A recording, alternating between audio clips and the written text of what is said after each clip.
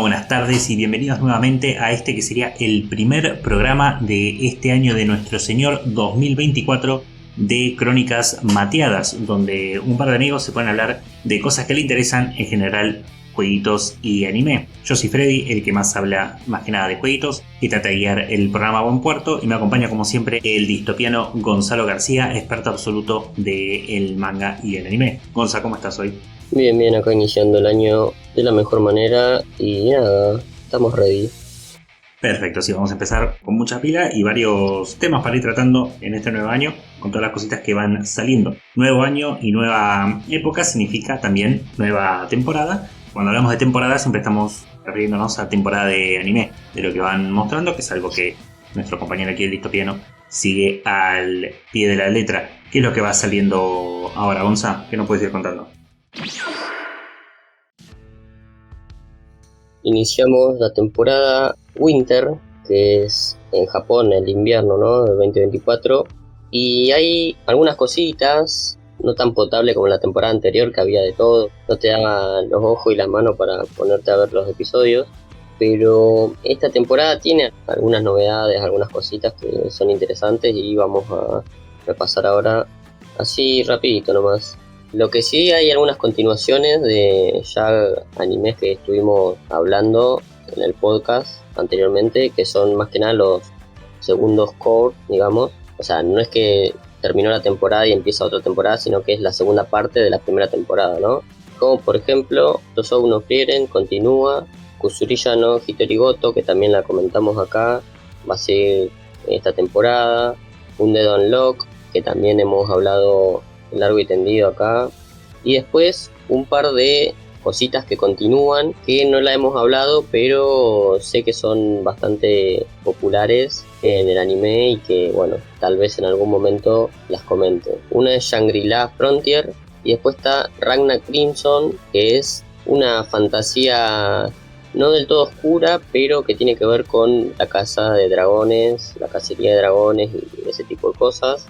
Y después el último, que más o menos sigue en emisión, en esto que tiene que ver con la temporada de invierno y que tiene que ver con las cuestiones de televisión en Japón, es Mokushiroku no Yonshiki, que es de la secuela directa, digamos, de Nanatsu no Taizai, que ese sí ya hemos tratado en el podcast y tenemos una reseña bastante amplia. Y por supuesto, como siempre digo, el disclaimer clásico, que durante la temporada hay una cantidad de animes, una cantidad de cosas en emisión, pero que al tratarse de cosas que no son interesantes para nosotros o que no vamos a tratar en el podcast, o que son demasiado genéricas, como pueden ser isekai, harems, algunas cosas de shoujo, rom-coms, así que no tiene nada de cabida, yo las dejo de lado y solamente hago una selección de cosas que son interesantes, son conocidas y que a lo mejor vamos a tratar en futuros podcasts. Una de ellas es una que estuvimos mencionando el año pasado, hace unas semanitas, que es Dungeon Meiji, que va a estar animado por el estudio Trigger. Y este se trata de un anime que tiene que ver con Dungeon, obviamente, pero también tiene que ver con comida, ¿no? Como de unos aventureros que se mandan a un dungeon y cuando se le acaban, digamos, los ingredientes para cocinar, al no tener otra opción empiezan a cocinar los monstruos que están dentro del dungeon. Algo en ese universo medio tabú, porque no se puede cocinar los bichos, pero de una u otra manera empiezan a descubrir cómo cocinarlos y que pueden sobrevivir así, digamos, ¿no? Después, otro anime también interesante que se va a ver esta temporada. Estos, los que estoy mencionando ahora, son más o menos los nuevitos, los que no tienen continuaciones y los que son la primera iteración, digamos, la primera vez que son animados. Otro es Mato Seihei no Slave, que es un anime de fantasía, que tiene que ver con poderes, que tiene que ver con un universo medio paralelo, en las que un pibe se mete a ese universo y ahí hay bichos, pero también hay una fruta que es como un durazno, que le otorga a la mujer que lo come poderes. pero si lo come un hombre, ese durazno no le da ningún poder ni nada. El tema es que una de esas mujeres que está del otro lado tiene el poder de convertir a alguien en su esclavo. Y bueno, dadas unas circunstancias que hay por ahí, medias estrambóticas, convierte a este personaje que atravesó ese lugar en su esclavo, ¿no? Y le otorga poder y toda la pelota. Digamos, este es un anime que tiene una advertencia que es para mayores de 18 años, porque no sé cómo lo harán en el anime, pero en el manga tiene algunas escenas de sexo, es un harem, o sea, muestran cosas, digamos, ¿no? Es como te muestran la escena de sexo en la cara, digamos, por lo menos en el manga. En la animación hay que ver si le bajan el PEGI, digamos, si le bajan la categoría y obviamente eliminar todas las escenas de esas subidas de tono. Y esto va a estar animado por Seven Arcs, que es un estudio no muy conocido, pero tiene algunas cositas. Después otro de los animes interesantes y yo creo de los más populares de la temporada tal vez, es Solo Leveling, que también se estrena ahora los primeros días de enero, que lo va a estar animando A1 Picture, y que la cuestión que tiene es que en realidad es un webtoon, es un manga, que había primero empezado como una web novel, después se hizo webtoon, después estuvo en tratativas, digamos, para hacerlo animado, y ya ahora en la actualidad que todavía ni siquiera salió el anime, ya hay en puerta la posibilidad de hacer videojuegos al respecto de esta serie. Tiene una cuestión de que uno de los autores involucrados el año pasado había fallecido, pero de todas maneras todos los proyectos siguen en pie y como también hay otra gente involucrada, se va a llevar a cabo. La historia de Solo Leveling es, no sé si diría básica, pero tiene que ver con un aventurero que es nivel 1, ponele, y se mete en un dungeon y empieza a levelear solo y es como una especie de pícaro o algo así que usa dagas. Yo no la leí porque es un manga, pero algo vi por ahí. O sea. Después tenemos una secuela directa de lo que era Shaman King. Esta temporada, el 10 de enero, ya se estrena Shaman King Flowers por Bridge Studio. Este estudio que supo darle una nueva actualización, un lavado de cara a toda la cuestión que tiene que ver con Shaman King. Una nueva adaptación, digamos, ¿no? Y ahora está adaptando la parte de Shaman King que no se había adaptado nunca, que es casi una parte bastante contemporánea nuestra, que es Shaman King Flowers. Así que de eso vamos a estar hablando un poquito más tarde en el podcast acá. Y después, bueno, continuaciones o secuelas, incluso temporadas cuantiosas de otros animes, que es por ejemplo la segunda temporada de Mashle, también animada por A1 Picture. Y nada, es una historia de gag, de humor, que tiene que ver con la parodia hacia las historias de hechiceros, de hechicería. Ya en los primeros episodios de este podcast, que se puede encontrar en YouTube, estuvimos hablando de Mashle, que era medio parecido a una especie de mezcla entre Harry Potter, entre Mob Psycho 100, bueno, tenía varias cositas ahí paródicas, y que es una historia muy buena, a pesar de ser solo paródica y qué sé yo. En un momento ya empieza a construir un lore bastante rico, digamos, ¿no? Después vuelve otro clásico, un clásico de Rumiko Takahashi, conocidísima mangaka del manga y del anime, que tuvo obras, bueno, espectaculares, Ranma y Media, Inuyasha, entre muchísimas otras. Vuelve una de sus primeras grandes obras conocidas, que es Urusei Yatsura. Ya esta es en su segunda temporada, pues ya había vuelto hace un par de años atrás, con bastante buena recepción y todo lo que vos quieras. Ahora en esta nueva iteración la va a estar animando David Production, que también es una muy buena casa de animación, espectacular. Otro clásico, no sé si clásico, pero también conocida saga, conocida historia, y también de una mangaka del género femenino, es Aono Exorcist, o como se conoce acá, Blue Exorcist. Está en su tercera temporada, que se va a llamar Shimane Illuminati Gen, que bueno, es todo el arco de los Illuminati dentro de la saga del manga, digamos. Si bien yo tengo bastantes reparos con esta historia, porque a mí me parece que es una historia muy interesante, pero que en un momento determinado de la historia baja muchísimo cuando van a la escuela, son exorcistas y vuelven a la escuela y da un bajón medio choto hay cosas que me aburren y no me terminan de convencer, porque estamos hablando de exorcistas y de pronto tenés una saga espectacular de exorcismo y qué sé yo, y después otra vez vuelven a la escuela, y después otra vez. Es medio como lo que me pasa con Boku no Hero Academia, pero bueno, esas capaz que tienen más sentido, ¿no? Sin embargo, la saga de los Illuminati para mí es una de las sagas que empieza a motorizar bien la trama, lo que después va a ser La Noche Azul, que bueno, es una saga sumamente big fiction de lo que tiene que ver con exorcismo, casi al nivel del Eclipse de Berserk, digamos, ¿no?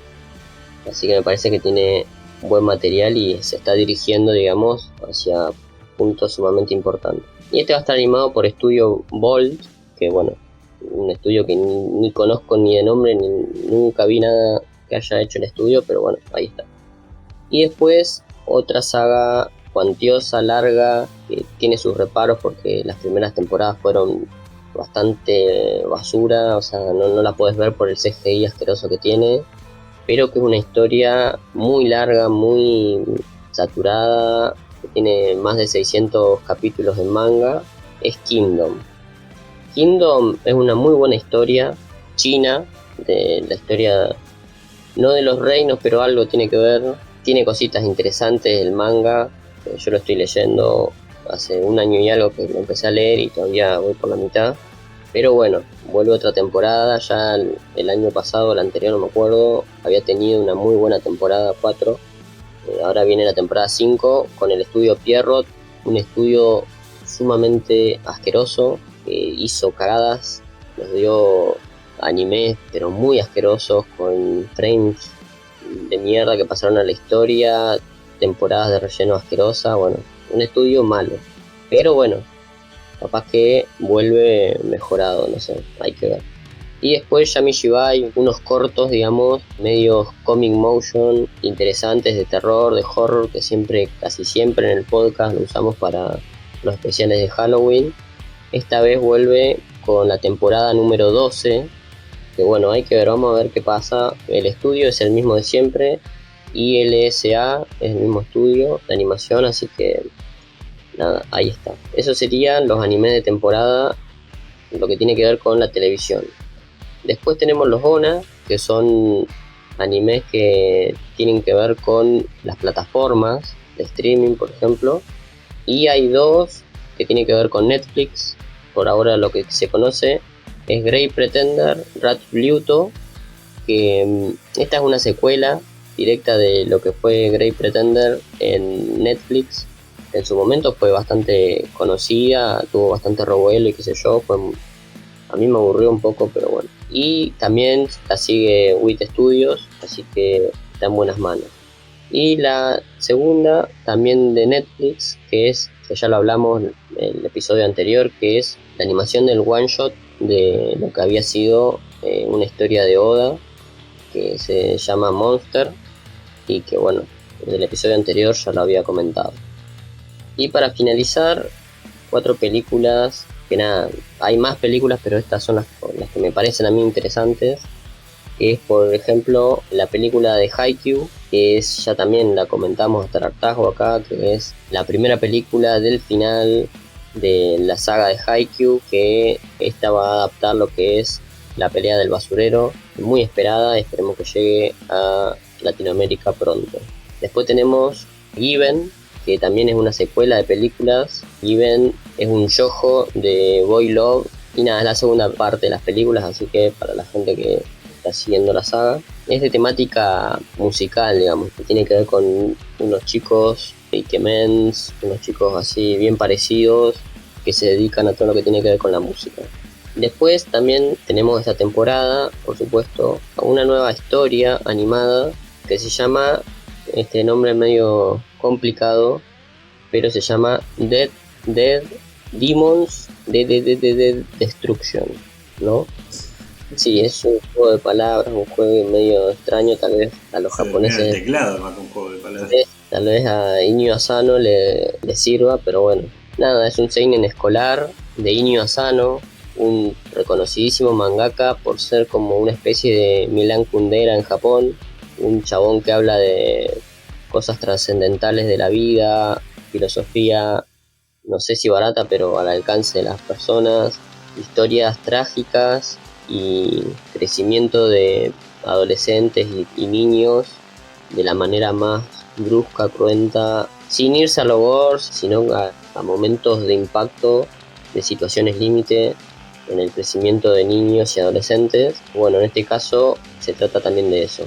Bueno, Inyo Asano tiene cosas como Oyasumi Pum Pum, o giros, o bueno, historias cortas tal vez, pero que tratan sobre el tema del ser o el tema del crecimiento de una manera tal vez un poco filosófica, se podría decir.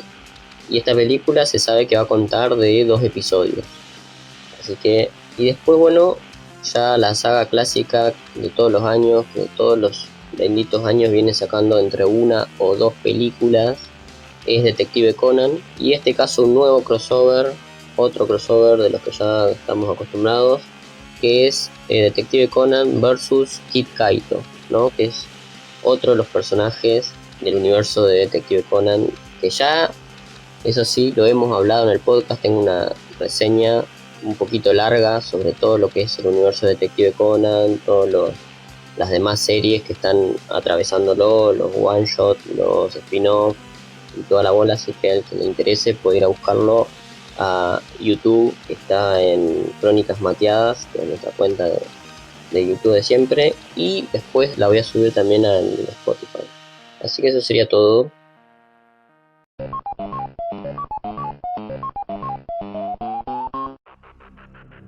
Bueno, si cabe mencionar, al menos el de cocina, que no me acuerdo el nombre que habías dicho. Sí que te Dungeon puedes. Es el de Dungeon. En español le pusieron dragones y. No, calabozos y dragones. Ahí está, calabozos y dragones. O sea, está, ¿qué mierda es eso? Me vi el trailer y me causó mucha gracia, pero bueno, lo de dragones me encantó y que bueno, que eso también al menos lo van a ver por Netflix, seguramente un episodio por semana o algo así.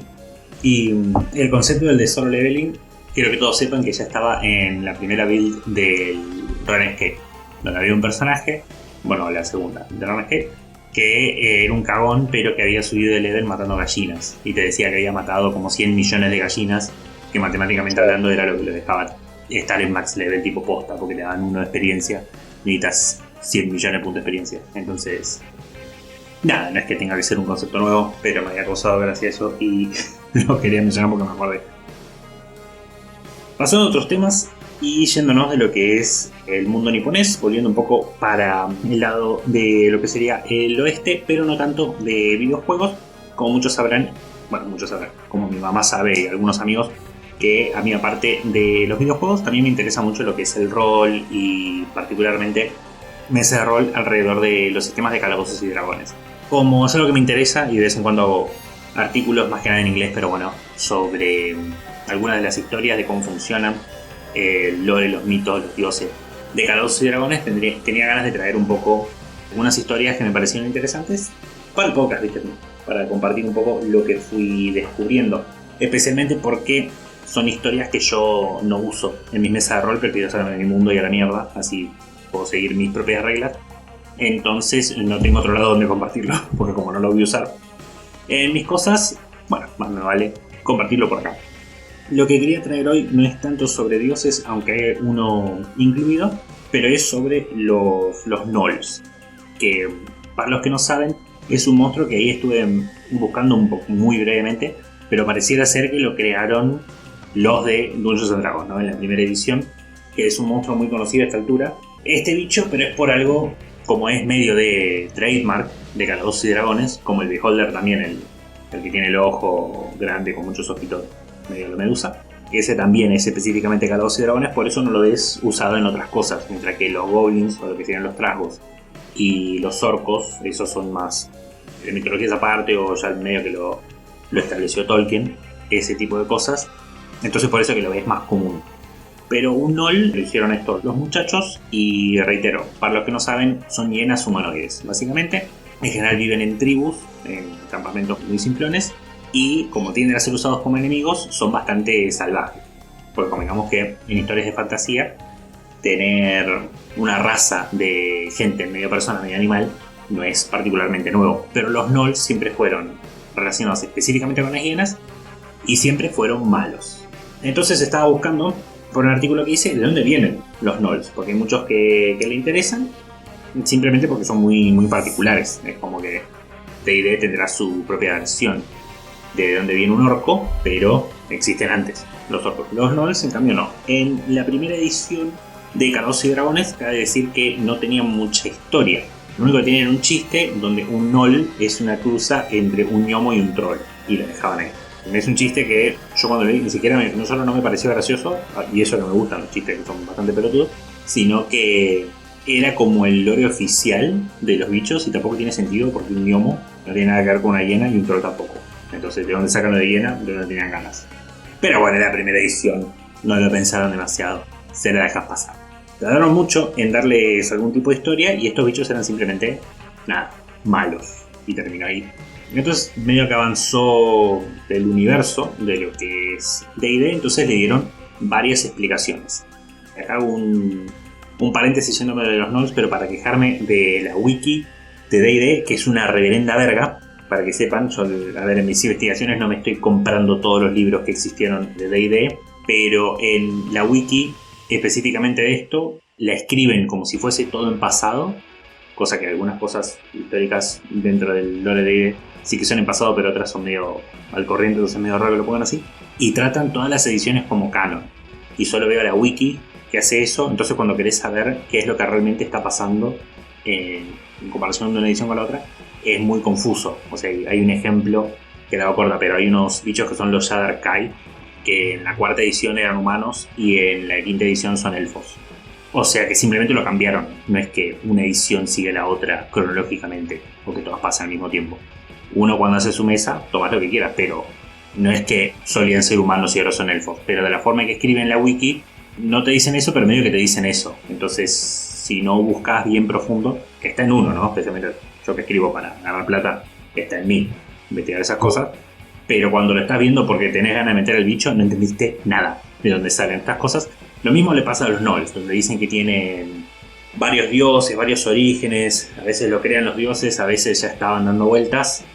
Y nada, la verdad no tengo el libro, la última edición de lo último que salió de los Gnolls. Así que tengo muchas suposiciones de cómo funcionan ahora. Pero pareciera que en este momento sí tienen un dios creador, que es un tipo que se llama Yenobu, o Yenobu. Que muchas cosas no se saben de dónde salieron simplemente porque los libros no lo explican y la idea es que lo expliques vos, y por eso se lo defiendo.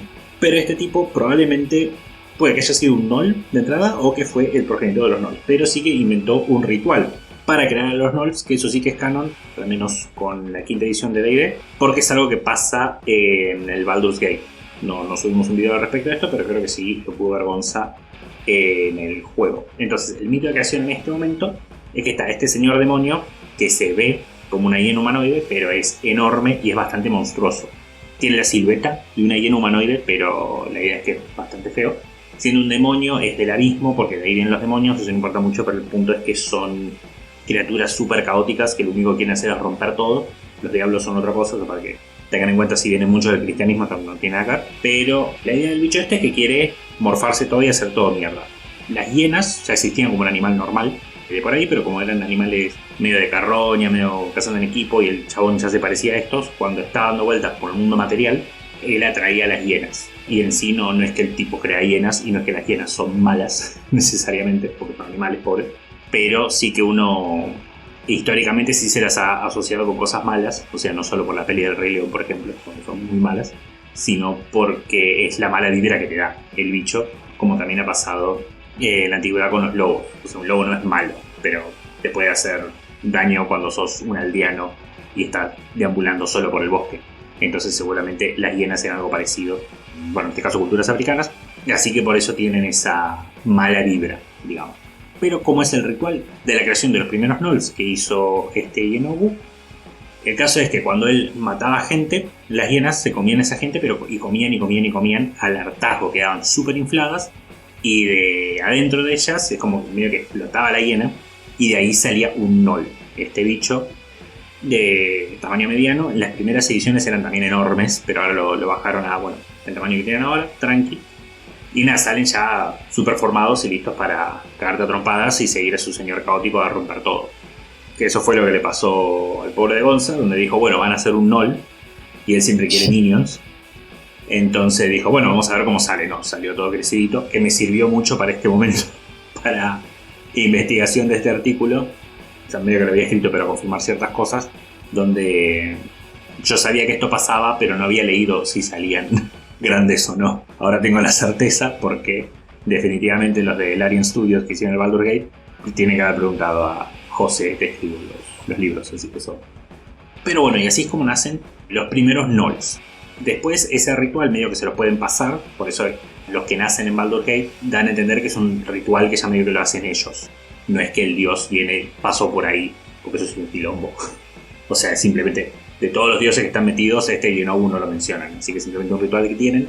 Pero mientras que sí tienen machos y hembras, es como que no tendrías machos y hembras si no te puedes reproducir, me parece medio al pedo especificar que uno de los bichos es una cosa o la otra. Si no pudiesen hacer eso también. Pero bueno, eso termina siendo como los quieren usar.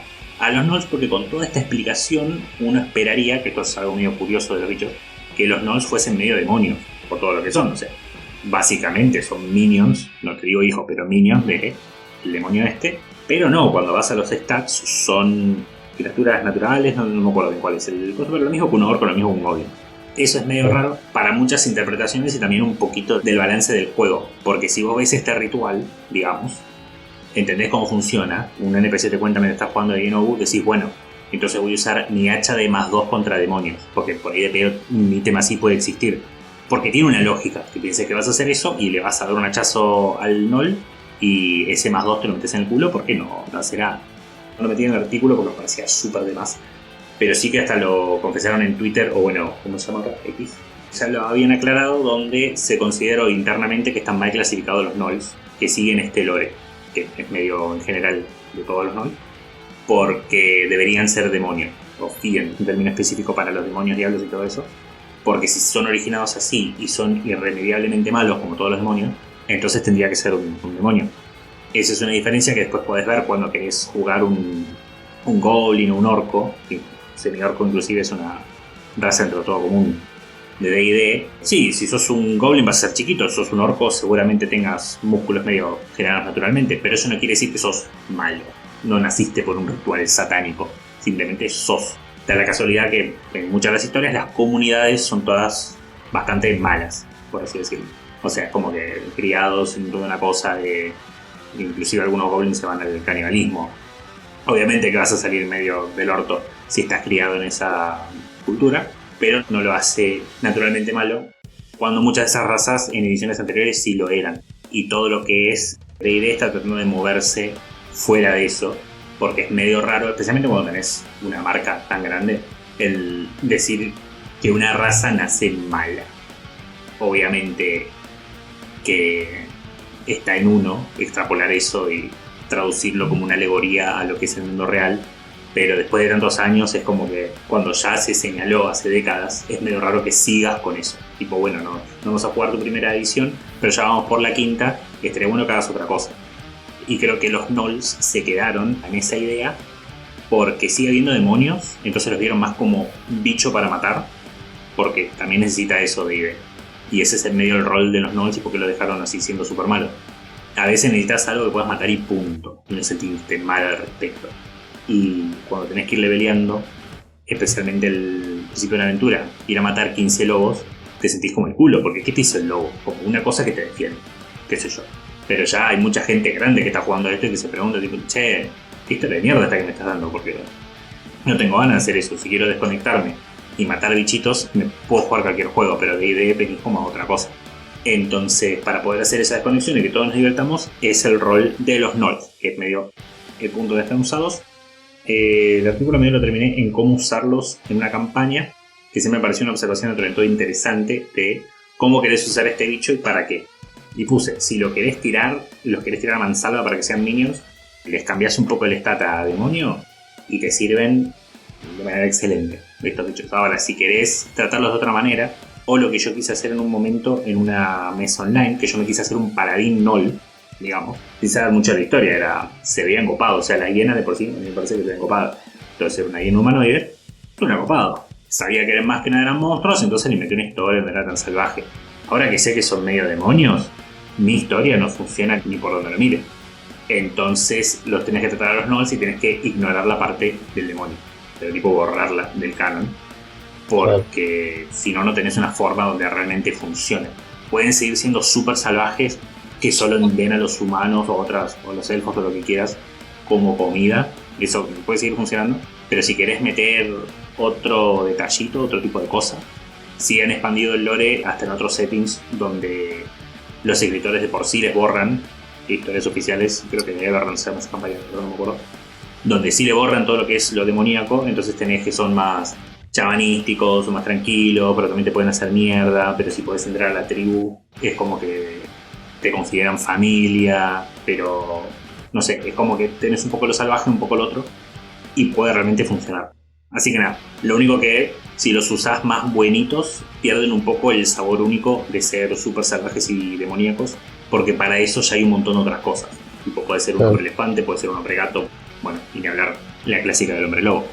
Que de todo eso ya existe, entonces el Gnoll termina siendo una variación de esos, que solo por ser el primero me cago, porque tendría lo mismo.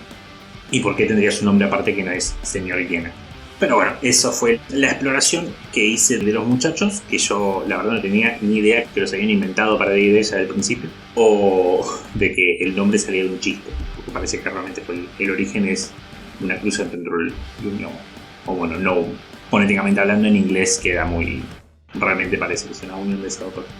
Pero bueno, esa era la historia que quería traer. Después tampoco tengo un montón, pero estaré viendo otras historias interesantes que me han parecido de esta exploración. Por ahí no solo de D&D, pero es de lo que más creo que garpa por la montaña de historias que tienen. La próxima por ahí traigo un resumen de lo que fue el tiempo de los problemas, que suena medio raro, pero es una época donde los dioses caminaron la tierra como mortales y hubo muchos quilombos. También termina siendo un resumen de los dioses, pero eso por ahí, la próxima. Pero bueno, ya veremos qué hacemos en el futuro con esas cosas, muchos proyectos tanto dentro como por fuera del podcast.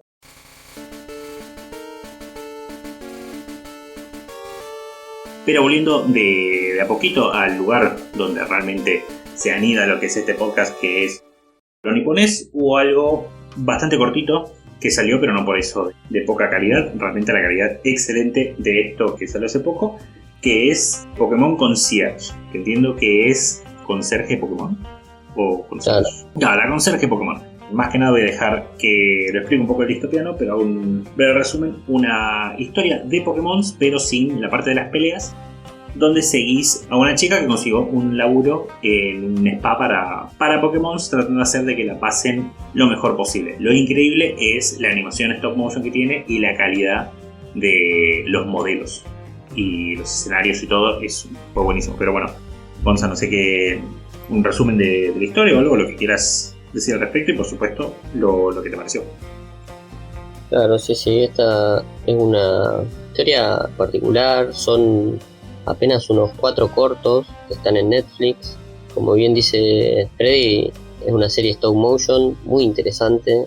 Está creada por Harumi Doki, que bueno, digamos, en realidad ella es diseñadora y trabaja como guionista en varias cosas, y la hemos visto, por ejemplo, en Remember. Es una película que ya hemos hablado en el especial de Halloween acá. Y acá la historia de estos pequeños cortos es que Haru, como bien dijo Freddy, adquiere un nuevo laburo en un complejo hotelero en unas islas paradisíacas, y llega a una isla así nerviosa, no sabe con qué se va a encontrar, si tiene que empezar a laburar o no. Y nada, de ahí le dan la bienvenida, se da cuenta que digamos, es un hotel para personas, pero también dejan que los Pokémon vivan tranquilos, como que se despejen un toque. Mucho espíritu o clímax de confort y relax, todo lo que tiene que ver con los humanos conviviendo con los Pokémon, y Haru tiene que adaptarse a esa nueva visión de trabajo que aparentemente, por lo que apenas se llega a intuir de lo que se dice, no está acostumbrada a trabajar de esa manera. En los 4 episodios se va viendo cómo ella se va acercando a determinados Pokémon que están ahí dando vuelta, que tienen, no sé si un conflicto o algo malo, pero sí tiene una situación ahí ella va a ayudar a resolver de la manera más confortable y amistosa posible. La historia es que la chica se adapta a ese nuevo lugar de laburo, conoce otros tipos de Pokémon o Pokémones así con sus cuestiones particulares y se va afianzando ahí, teniendo amigos, haciéndose amigos de los pibes que también la laburan ahí, bueno, y de la gente que viene al hotel a disfrutar, ¿no? Lo que sí, los seiyuu, los actores de voz, por lo menos el de la protagonista y el del pibe, son bastante nuevitos, son actores de voz muy nuevitos, que tienen poca experiencia, pero la que hace la voz de la chica morena que está ahí con ellos es la misma que hace de Shoreline en la parte Stone Ocean de JoJo Bizarre Adventure. Tampoco es tan experimentada la piba, también es media nuevita en lo que es esta cuestión de ser seiyuu, de actores de voz, digamos. Son 4 episodios que están realmente bien diseñados, bien actuados, no hay ninguna cosa de más, obviamente, porque tiene que ver con esta animación, este stop motion, que cada situación, cada secuencia que ves tiene un sentido, tiene un recontra laburo atrás, ¿no? Así que por eso es unos episodios muy bien realizados. Sí, la verdad que sí. Y lo que me había quedado pensando con lo de la historia es que está muy, muy bueno, muy qué lindo y simpático en el mundo de los Pokémon, que yo sé que no juego ninguno de los juegos, pero te quedás... Sí, no sé si quiero ver a estos bichos cagándose a trompadas y haciéndose mierda con láseres, ¿no? Es como que me gusta más esta onda, porque son todos así de cute siempre. O sea, está un Graveler que eso se nota que está hecho para cagarse a piña, como con el otro que estaba jugando que se va flotando. El otro también es una máquina, es un tanque de matar. Pero todos los diseños de Pokémon son re cute, que es parte de lo que lo vende. Entonces la forma en que tenés que hacer tu suspension of disbelief, no sé cómo es el término, pero el aceptar que ser un maestro Pokémon es cagarte a piñas como si fuese peleas de gallos, y que ese gallo que está mandando a que casi se mate con el otro se supone que es tu mascota y que lo querés mucho. No sé, se lo creo a esta versión del universo Pokémon, pero porque dije, qué ganas, yo que soy mucho de los juegos, ganas de jugar un Pokémon, y después me quedé, no, qué ganas de que hagan otra temporada de Pokémon Concierge, pero jugar un Pokémon para ponerme triste porque le pegaron las bolas a mi Pikachu, no sé.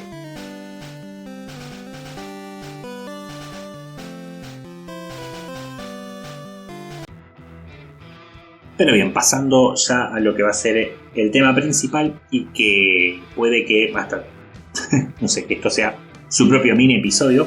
Ese es el caso. Hola, soy Freddy, quien dirige el programa. Este es Gonzalo, quien les va a hablar de Shaman King, una serie que hasta yo vi en su versión clásica de cuando yo era más pibe, una de las primeras adaptaciones de anime, que sí que está pasando por otras adaptaciones y ahora vamos a ver aún más cosas, pero no quiero hablar de más y los dejo con el experto Gonzalo García, que nos va a contar de la saga de Shaman King.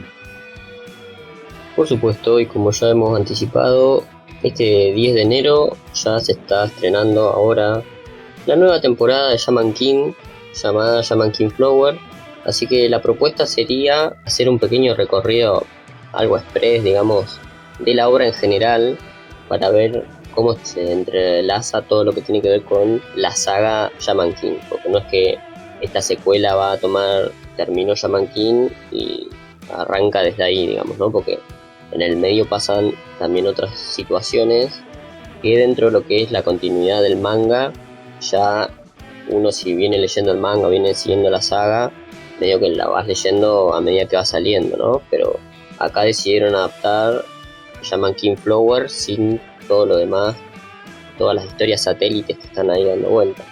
Pero por eso decidí, digamos, hacer un pequeño paneo, un recorrido así muy rapidito, sin ahondar en tramas muy fundamentales de los personajes, todas esas cuestiones, ¿no? Pero vamos a hablar más que nada del esqueleto, de cómo viene la trama y cómo es, para entender un poquito lo que es Flower después, que va a estar en Netflix, bueno, toda la cuestión, ¿no?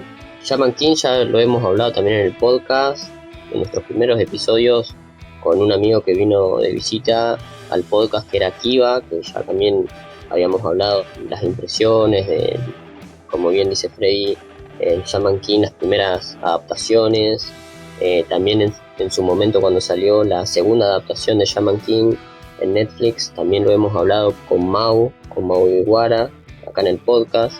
Pero bueno, vamos a hacer un pequeño recorrido así chiquito. Shaman King es un manga anime bastante particular, conocido, es del mangaka Hiroyuki Takei, fue editado en la Shonen Jump, por supuesto, como buen shonen que se precie, moderno digamos. Shaman King original, vamos a hacer un pequeño recorte acá, en el manga comenzó en 1998 hasta 2004. En el 2004 tuvo un parón porque fue cancelado por baja popularidad y justo cuando estaba terminando el torneo de los chamanes, sin poder dar un final conclusivo, sin poder dar un final acorde a lo que el mangaka quería, finalizó, porque fue cancelado. La revista dijo: hasta acá, nos vemos, terminalo así de la nada, y terminó.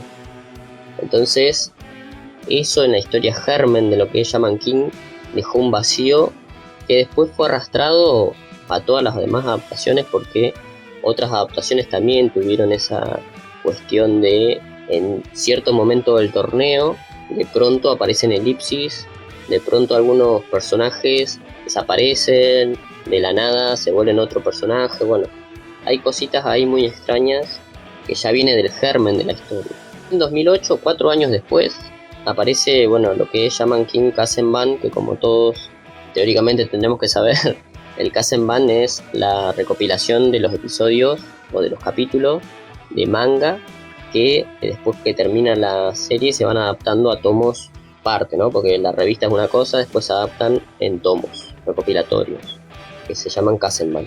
Ahí de 2008 a 2009 se vuelve a adaptar la historia y se le da el cierre, digamos, por la popularidad que tenía Shaman King en ese momento, porque si bien fue cancelado en la revista, hubo un fenómeno que la gente quería que vuelva a Shaman King, se había hecho toda una base de fan, digamos, muy potente, y entonces la revista decidió, al hacer esta nueva edición de tomos recopilatorios, darle la posibilidad a Takei de realizar el final como él quería, ¿no? De mejorar el final primigenio que había salido en la revista y darle una finalización acorde a lo que se esperaba. Mucho tiempo después, en lo que tiene que ver con la adaptación de anime, tuvo una primera adaptación en 2001 a 2002 de 64 episodios, pero después en 2021, 10 años después, ocurre una segunda adaptación recontra modernizada. Ya lo hemos hablado en el podcast, la adaptación muy interesante, trae voces originales, trae bandas bien hecho el opening, bueno, tiene cuestiones muy bien cuidadas y dura 12 episodios menos, porque de 64 pasa a 52 episodios. Pero bueno, de todas maneras es una adaptación muy buena, acorde a lo que es la historia de base y original, y adapta de una manera bastante fiel todo lo que tenía que ver con la historia original y lima algunas asperezas que habían quedado también de la época del manga, digamos. Un mini resumen así muy al pasar, digamos, es que la historia básicamente trata de chamanes que invocan espíritus y combaten entre sí, ¿no? Como lo que decía Freddy de combatir con Pokémones. Bueno, estos combaten con espíritus, pero usando de medium o de alguna herramienta, como puede ser una espada, una lanza, una tabla de snowboard, por ejemplo, entre otras cosas, otros artilugios ahí que se usan para intermediar entre el portador, digamos, el personaje humano que está invocando al espíritu y el espíritu. Lo invocan un objeto y ahí pelean con eso. La motivación de la historia, a grandes rasgos, es combatir entre todos los chamanes en un torneo de chamanes. A lo largo, primero es como un road, como una carrera que atraviesan todo Japón primero, pero después Estados Unidos, hasta llegar a un lugar X en donde se va a realizar un torneo de chamanes. Y el que gane ese torneo de chamanes se va a convertir en el rey de los chamanes, que es como el dios que gobierna por encima de todos los mortales, para decirlo de alguna manera que se entienda, digamos, ¿no? Hace también otras cosas que tienen que ver con el mundo de los chamanes, pero bueno, eso ya meterse mucho en el lore. En este sentido, igual hay que decir que si bien tiene las reglas de un shonen clásico, elementos del shonen como las batallas con poderes, la composición gradual de un grupito de amigos del protagonista, el poder de la amistad, un torneo, la evangelización de los enemigos. Bueno, si bien tiene todas esas reglas del shonen, en realidad se trata de un shonen atípico, porque hay algunas marcas de lo que es el shonen clásico que Takei quiere pegar el volantazo y ir para otro lado, ¿no? Que dice, bueno, si el protagonista del shonen clásico es un protagonista que se aferra a su objetivo, a su motivación, hasta las últimas consecuencias, bueno, el mío no. El mío es un protagonista que no tiene otra motivación que querer vivir una vida relajada. En la primera de cambio, el pibe, en lugar de pelear, quiere hablar. En lugar de seguir hasta las últimas consecuencias del torneo. Ojo acá que es un spoiler, pero bueno, ya a esta altura se sabe que esta reseña va a ser con spoiler porque vamos a hablar de todo el recorrido de la saga. Algo muy, creo yo, que en su momento el protagonista abandona un torneo, ¿no? Es como que algo muy raro, incluso al día de hoy, es que el protagonista hasta las últimas consecuencias, aunque pierda el torneo, por ejemplo, como si le ha pasado a Ash en algunos momentos de Pokémon, aunque pierda el torneo, aunque llegue al puesto 5, 16, 8 o lo gane, en este caso el protagonista decide abandonar el torneo. Y eso y un montón de otras cosas, también no solo con la motivación del protagonista, es que es un shonen atípico, sino con otras cosas como por ejemplo que aparecen momentos claves en la historia que se resuelven de una manera absurda, como por ejemplo van a pelear los más poderosos y está en pleno clímax de la pelea y de pronto deciden, en lugar de pelear, meterse a un onsen, que es unas aguas termales, a dialogar y hablar ahí durante una hora sobre cuestiones de la vida, escuchando a Bob Marley, bueno, todas las cuestiones esas del protagonista. Después también otra cuestión es que hay bastantes elementos del tipo satírico, como que hay algunos espíritus con partes íntimas muy grandes, pero que se prestan más para momentos cómicos, momentos de gag, momentos graciosos, ponele. Bueno, eso entre otras cuestiones así, que intenta salirse un poquito del molde de lo que es el shonen más clásico o el shonen que nosotros más conocemos, muy solemne, digamos, ¿no? Del protagonista, el camino del héroe, el crecimiento del protagonista, el protagonista que llega al final, mata al rey demonio, mata al último final boss. Bueno, esto no es tan por ahí, se aparta un poquito, tampoco es que es muy rupturista, pero se aparta un poquito de esa línea. En el caso del protagonista, hay que decir que su historia de origen o su primera historia es que se trata de la historia de la familia Sakura, que es una familia de chamanes muy importante dentro de este universo, y que bueno, cuando nace el protagonista, nace con un hermano gemelo, pero en la historia te dan a entender que el hermano gemelo que tiene no es una nueva persona, no es su hermano gemelo, sino que es en realidad el espíritu de un antepasado de ellos, que era un antepasado muy poderoso y que usa de intermediario el útero de la madre de Io para reencarnarse de nuevo en este mundo. Entonces, cuando nacen los hermanos gemelos Io y Hao, en lugar de que nazca el hermanito, nace una nueva forma, un espíritu en el cuerpo de ese bebé, que es inmediatamente arrebatado por un espíritu, en ese momento un espíritu que no se sabe quién es, pero bueno, un espíritu elemental se lo lleva al bebé y se cría aislado de la familia Sakura. Crece y al crecer se convierte en el antagonista de la historia. No tan parecido, pero te deja una especie de aire a lo que es, digamos, Dio en JoJo Bizarre Adventure. Medio parecido. Una historia, digamos, de origen entre protagonista y antagonista que en un primer momento parece una relación de hermanos, ¿no? Como lo que pasa con Dio y Jonathan en Phantom Blood. Y nada, el protagonista asume su responsabilidad en un determinado momento y tiene que convertirse supuestamente en el rey chamán. Para esto lo van a acompañar un grupito de personas y compañeros que todos tienen alguna particularidad específica, ¿no? Bueno, ahora voy a decir el personaje y el espíritu o compañero que tiene. Io, que es el protagonista principal, tiene de espíritu compañero, digamos, a Midamaru, que es un samurái, y un samurái clásico. Después en la historia aparece un pequeño niño ricachón con plata, pero que no tiene nada que ver con lo que es el mundo de los chamanes, y es la excusa que se necesita para que al lector se le introduzca todo lo que es este nuevo mundo de chamanes. Y este personaje se llama Manta, y en un determinado momento, esto es lo que decía yo de los baches en la historia, en un determinado momento Manta desaparece. Empieza el torneo y Manta tiene re pocas participaciones y después ya a lo largo de la historia no lo ves nunca más casi. Después aparece otro personaje que es el típico delincuente así con el copete larguísimo, que se llama Ryu, y no era chamán él, pero de a poquito cuando pierde contra Io y Amidamaru, adquiere un espíritu nuevo, que es un espíritu conocido de Amidamaru, que se llama Tokagero, que es como un gecko, digamos, es un samurái también así medio raro. Después aparece un rival ecchi de Io que se llama Rentao, y Bison, que es su espíritu compañero.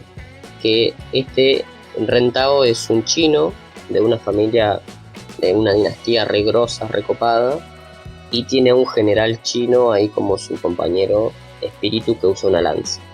También está Hana la Itako, que es la prometida de Io, que es la que aparece para encarrilar al protagonista hacia el torneo de los chamanes, como que es una piba que es recontra, como que está ahí pegando con la cuestión tóxica, pero no tanto, que es la prometida de Io, pero la Itako es un título que se le da a las medium más poderosas de la época.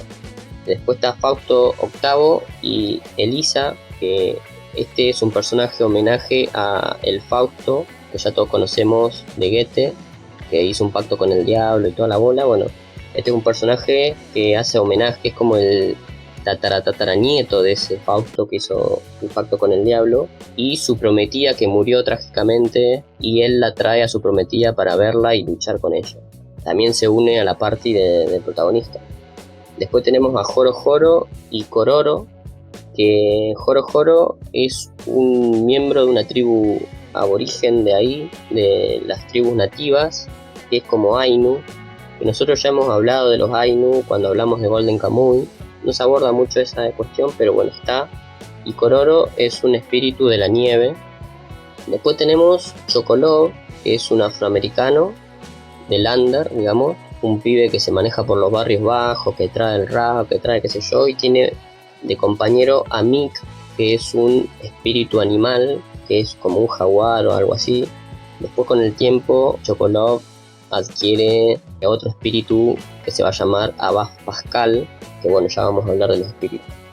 Hay un montón de otros personajes también interesantes, pero nosotros vamos a tomar los que son protagonistas y los que después, cuando vaya a hablar de los spin-off y toda la bola, tengan un sentido, por qué los comento. Por último está Lyserge, que es el último en unirse a la party, que es de Londres y es un homenaje a Sherlock Holmes, que es un pendejito que quiere resolver el crimen de por qué mataron a los padres, y tiene un espíritu compañero que es un espíritu del viento, pero que a lo largo de la historia va a traicionar al grupito, va a traicionar a esto, va a volver, va a traicionar, bueno, es uno de los personajes que está ahí medio como doble agente, digamos.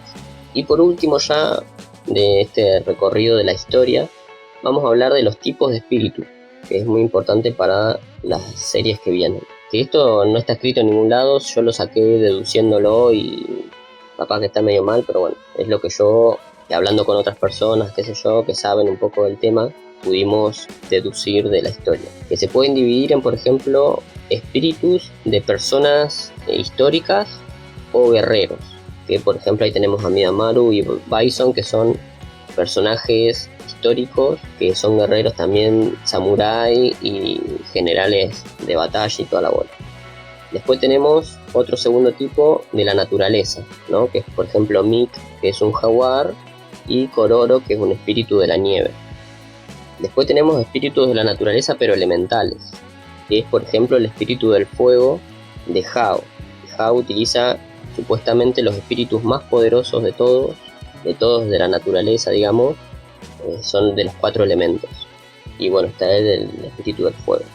Después tenés una subcategoría, no sé cómo sería, de espíritus artificiales, que son los ángeles, se llaman, ¿no? Que estos ángeles, hay después un grupito de chamanes que se llaman X-Law, las leyes X, para decirlo de alguna manera, que tienen espíritus llamados ángeles que son como mechas. Y algunos parecen Evangelion, otros parecen Gundams. Son como una especie de homenaje o reescritura o sátira a lo que serían esos mechas traspolados a espíritus. Pero se dice que son artificiales y toda la bola. Y después el tipo más alto de espíritus, que son los espíritus tipo Dios, que también se les llama Shin o Kami, que también significa Dios. Y acá tenemos, por ejemplo, a Shamash, que es el espíritu de Shin, que es, la doncella de hierro. Tenemos a Baf Pascal, que es un espíritu latinoamericano, que tiene que ver con los mayas o los aztecas. Bueno, y esos son los tipos de espíritus que tenés de guerrero, naturaleza, elementales, algunos artificiales y por supuesto los tipo Dios. Ahora la cuestión de los spin-off y demás, ¿no? Porque ahí terminaría lo que es la historia de Shaman King original, la base, que bueno, para ya spoilear todo, de última, todísimo, porque lo vamos a necesitar para lo que sigue, es que la batalla final, lo que sucede último es que de una cuestión a otra, porque el protagonista abandona el torneo, gana Hao, gana el hermano gemelo, gana el torneo, se posiciona como Dios o como el Shaman King, pero los protagonistas van, antes de que asuma su corona, por decirlo de alguna manera, van y pelean contra él con todos sus espíritus, todos juntos, adquiriendo poderes elementales de chamanes, y se van al espacio, que esta pelea final sucede en la estratosfera, en el espacio, peleando todos, uniendo todos los poderes de todos los 5 elementos, en ese caso, porque son los guerreros elementales, son 5, y de alguna u otra manera, como que todos los poderes se unen como en una especie de, no mecha, pero algo parecido, una especie de posesión súper grande. De todas maneras, por cuestiones de la trama y cosas por el estilo, gana Hao, gana el Shaman King y se condecora como Shaman King, y bueno, los protagonistas vuelven a su vida de chamanes tranquilamente. Lo que sí logran es remover las asperezas que tenía este Hao, que lo que quería él era destruir toda la tierra o reescribirla de alguna manera. Logran ablandarlo y decirle, che, hermano, no seas tan malo, no sé, fíjate, Boji, viste, querenos, y toda la bola. Y bueno, resulta que Hao, cuando se convierte en el Shaman King, no es tan malo y sigue el status quo que conocemos, o por lo menos que entendemos que sucede. Bueno, cuando termina la serie original, aparecen los spin-offs, que algunos son del momento de la primera adaptación del manga y otros de después. Pero bueno, el primer spin-off se llama Shaman King Remix Tracks, que bueno, hay un juego de palabras ahí con la cuestión de las bandas sonoras, de que siempre hay referencias medios musicales. Entonces esto hace una especie de relación con lo musical y con el cassette, con los remix, bueno, toda la bola. Esta serie de remix tracks son especiales, conectados con el primer final de Shaman King, pero no tienen mucha incidencia, no tienen nada que ver con la historia, sino que son como especiales, con mucho fanservice, como respondiendo preguntas y respuestas. Aparece la tecnología Apache, que es la que más o menos gobierna ahí lo que sería el torneo de los chamanes. y muchas tonterías al respecto y chistes al respecto de los personajes como Manta específicamente. Bueno, eso sucede mientras está finalizando en 2004 el manga original. Después aparece Shaman King Fumbari no Uta, que esta apareció en 2005, tiene 5 capítulos cortísimos de apenas 5 páginas cada uno, y es una mini historia entre Ryu, que era el delincuente, y Hana, un nuevo personaje que, bueno, en la última adaptación del anime aparecía una especie de epílogo en el que aparece Hana, que es un nuevo personaje que es el hijo de Ana, que era la Itako, con Io, ¿no? Con el protagonista. Tienen un hijo tras bambalinas que uno nunca se enteró, y este hijo se convierte también en un chamán. Al niño en este spin-off le dan la misión de ir a buscar a los 5 guerreros que lucharon contra Hao en el torneo de chamanes ahí en la estratosfera, digamos, ¿no? Es como que le dicen al pibe, che, anda a buscar a estos pibes y nos reunimos acá para conmemorar ese momento. Un dato de color interesante que después se va a retomar en la historia de Flowers es que en este Fumbari no Uta, en este especial, Hana, que es el hijo de Io, cae preso. De una u otra manera es un nene, no es un niño, pero bueno, porque tiene que ir a buscar a uno de los personajes que estaba preso, de los 5 guerreros estos, tiene que ir a buscarlo a la cárcel y bueno, cae preso el pibito. Otro de los spin-off o one shot en este caso es Shaman King Mappa Douji, que es un one shot de la historia del pasado de Hao, de quien se había convertido en el Shaman King, pero que te va a contar la historia de por qué el chabón se vuelve malo, de su primer espíritu acompañante, de cómo le suceden cosas trágicas a este Hao en su primera vida, digamos, y cómo comienza a ver el mundo de una manera vengativa, ¿no? Porque este one shot es medio, si bien es un poco abstracto, para decirlo de algún modo, conceptual, tiene muchas cuestiones sentimentales y te da las claves de por qué Hao después, en la historia base, es así medio mala onda, medio que quiere matar a todos. Después sale Shaman King Relax, que también es otro one shot, que relata de manera muy rápida, pero recontra veloz, en muy pocas páginas, cómo Hao va reclutando a toda su bandita, ¿no? Porque eso no lo dije, pero Hao, para ser el Shaman King, tuvo que juntar un séquito de una cantidad de personajes así medios border, personajes que tuvieron cuestiones raras en su vida, o cuestiones así delictivas casi, y él va reclutando a su banda de malos que se van a enfrentar, bueno, ahí en el torneo con todos los protagonistas y qué sé yo. Al final de este Shaman King Relax hay un guiño que termina con la misma frase que el one shot anterior, que es Mappa Douji, que digamos en Mappa Douji había terminado con una frase media fundamental que se convierte, digamos, en el leitmotiv de Hao. Bueno, en este segundo one shot termina con la misma frase, dando a entender que acá te están construyendo en estos dos one shots el pasado un poquito antes de la historia original y cómo es que se convierte en ese tipo malvado que es.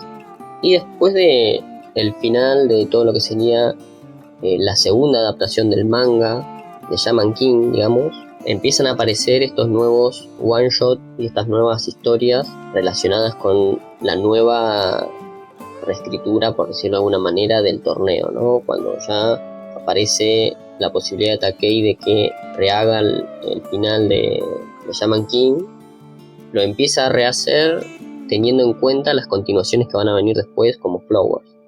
Pero antes, en 2011-2014, aparecen una serie de one shot de personajes. Son 12 capítulos de one shot que se llaman Shaman King Zero, y como su nombre lo deja intuir, se tratan de la historia de origen de los personajes del grupito de Io, ¿no? De todos los que nombré hace un poco, ¿no? Rentao, Joro, Chocolov, bueno, cómo se convirtieron en esos personajes que nosotros conocemos ahora.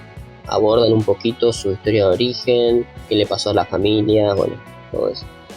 Después, en paralelo también con estos one shot, aparece finalmente en 2012 a 2014 la continuación de Shaman King llamada Shaman King Flowers, con nuevamente un caso particular, solamente 29 capítulos, porque la revista en la que se está publicando es cancelada.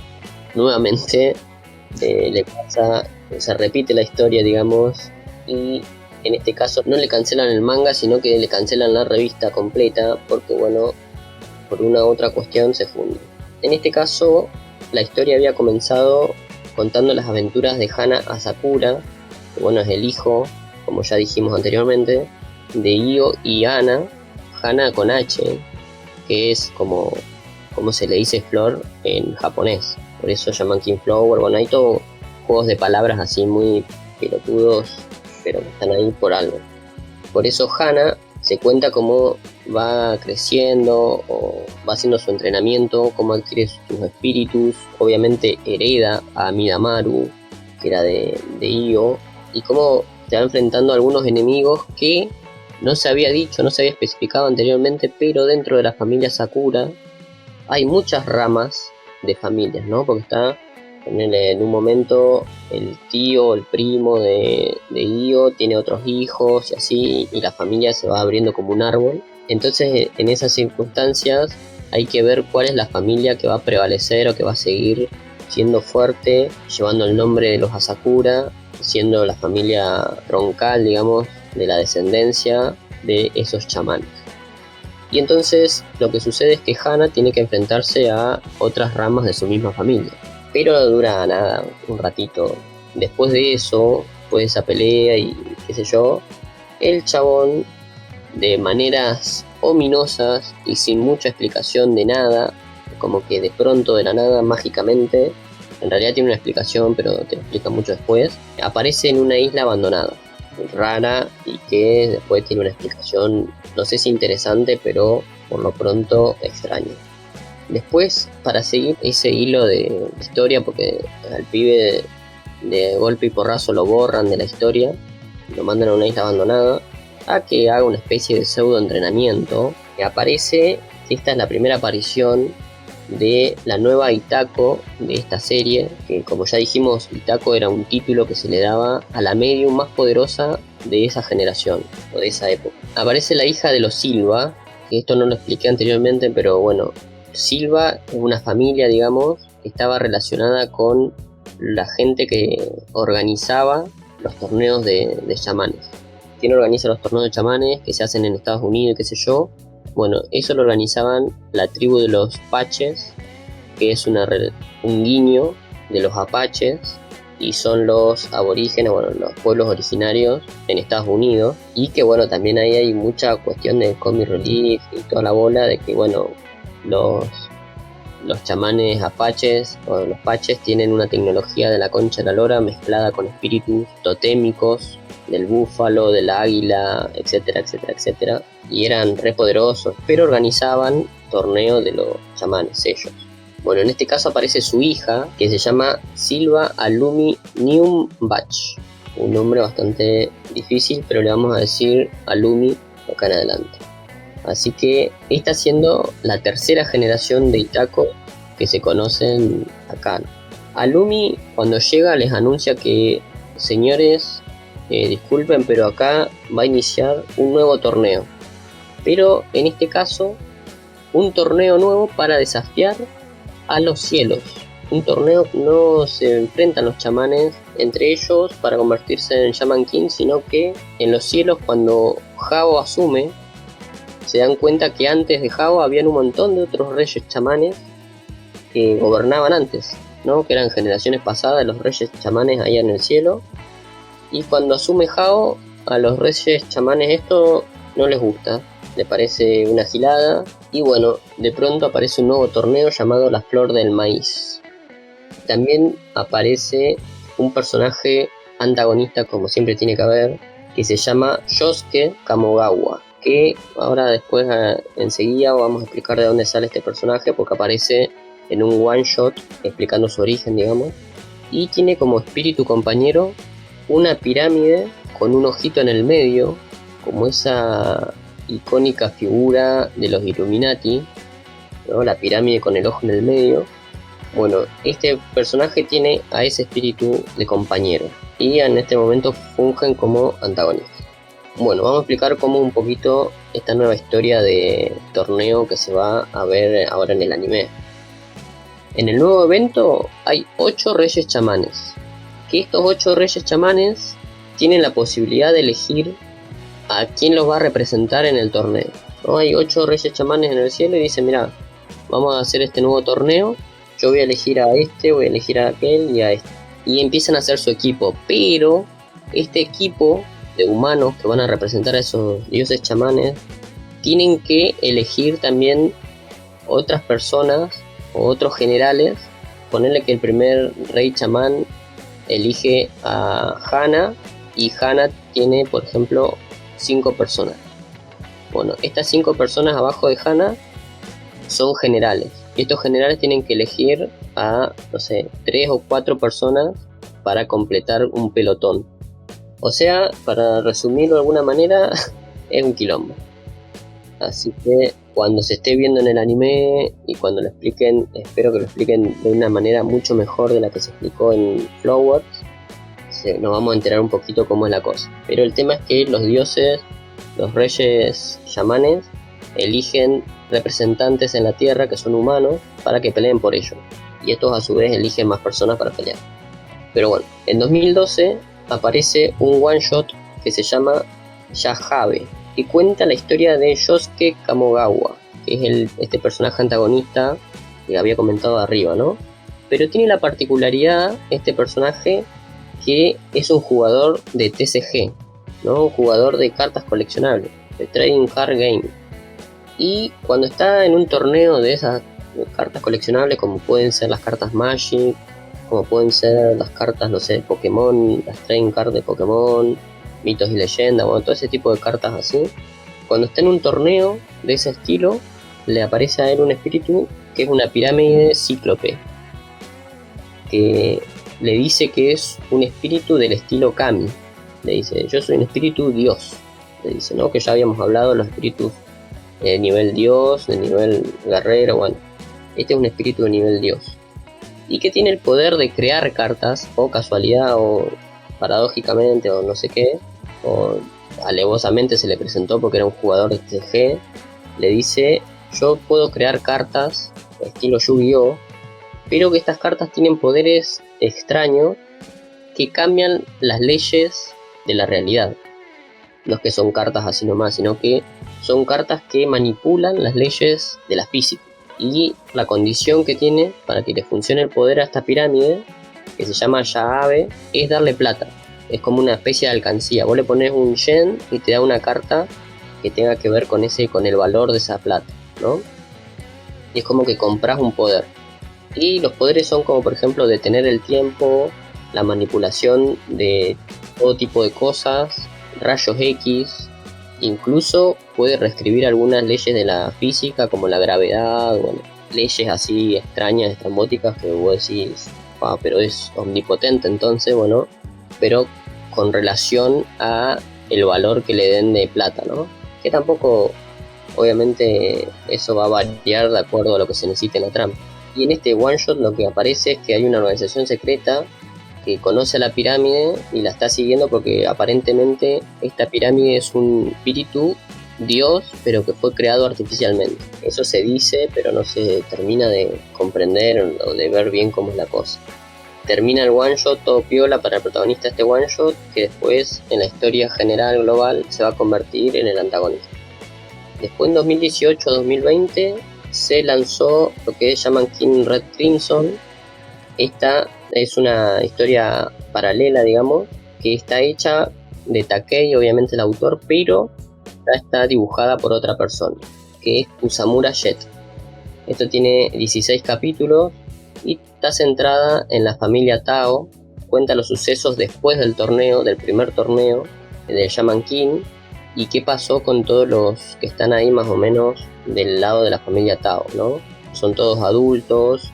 Te cuentan que Ren se casa con Jin, la Iron Maiden, y de pronto Yosuke, el dueño de la pirámide, aparece en esta historia para matar a Jin, para matar a la piba que era poseedora de Yamash y robarle el espíritu.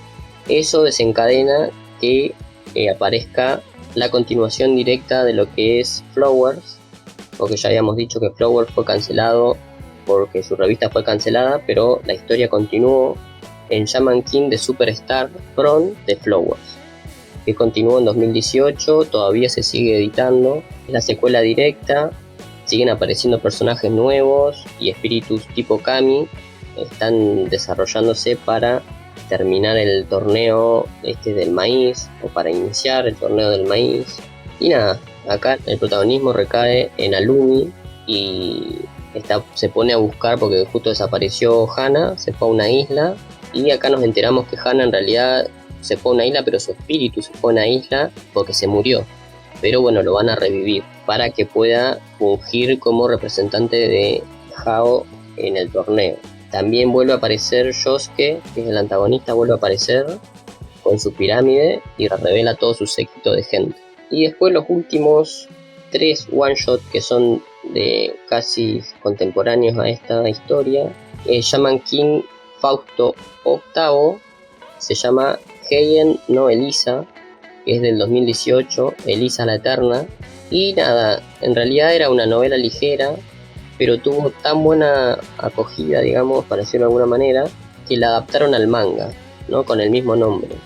Acá la que hace el dibujo es Tanaka Haya en 2021 y cuenta la historia de origen de Fausto y la historia de amor entre Fausto y Elisa. Eso es todo, no cuenta mucho más que eso, como el chabón cae en la locura después de que se le muere su prometida, no hay mucho más que eso. Después en 2020 aparece Shaman King Marcos, que también cuenta la historia de lo que eran los miembros de la ex-Law, de las leyes X, que eran esta tribu que yo te había dicho que tenían los espíritus artificiales estilo Evangelion, mechas, y cuenta qué pasó del torneo. Le dice, mira, después del torneo toda esta gente hizo esto, pero vuelven a aparecer porque en Shaman King Red Crimson matan a Jin, que ella era su líder, era la representante de los ex-Law. La matan y entonces se vuelven a reunir otra vez. Y por último, el último one shot, escrito sin Takei, directamente sin el autor original, simplemente llevado por una sola persona, que es Nuesawa Kyo, y que se llama Shaman King A Garden, que es del 2020, y te cuenta la historia de un grupito de 3 personajes femeninos que eran de la tribu de Hao, que son 3 brujitas, ¿no? Que eran Kana, Matilda y Marion, una que manejaba los muñequitos, otra que manejaba la escoba, bueno, eran brujitas que andaban ahí dando vueltas y te cuentan su historia de origen, ¿no? Cómo perdieron a su familia y cómo Hao las recluta. Así que nada, eso sería todo lo que hay hasta ahora de Shaman King, que es, como ya dije, enrevesadísimo en este recorrido. Dura mucho, pero digo, obviamente es resumido porque hay un montón de otras cuestiones y cosas atrás. Pero bueno, esto es lo más resumido que se puede para tener en cuenta Shaman King Flower, que se estrena este año y ya nada. Si no está estrenado ahora, se estrena en 2 días más o menos. Así que eso sería todo. Perfecto, sí, ahí nos quedó lo que es un resumen, el pantallazo, para llegar preparados con lo que es el chamán que florece, bueno, el Shaman King Flower, para poder ver todo lo demás y ver cómo sigue avanzando. Así que nada, gente, con esto ya lo vamos cerrando. Después veremos si queda todo en un solo episodio, que seguramente, o por ahí lo dividimos. En todo caso tendrán más contenido de sus youtubers maplatenses favoritos. Esto probablemente es una mentira, pero miéntanos, por favor, que nos gusta. Y nada, gente, nos estaremos viendo, no sé si la semana que viene, pero seguro la otra, porque hay que ajustar los tiempos en esta época que recién estamos empezando el año. Así que, Gonza, con este nuevo año que empieza, recordarnos dónde nos pueden ir encontrando, dónde nos pueden escuchar. Por supuesto, nosotros como siempre estamos en Twitter, en @mateadas. Ahí nada, colgamos todas las cuestiones de links y cuestiones que vamos a retuitear. Y las plataformas para escuchar este podcast, si lo estás escuchando una sola y querés escucharlo de otra manera, tenés en YouTube como Crónicas Mateadas, en Spotify también como Crónicas Mateadas y en Amazon Music también como Crónicas Mateadas. Así que nos esperamos por allá, muchas gracias y nos vemos la próxima. Gente, hasta la próxima.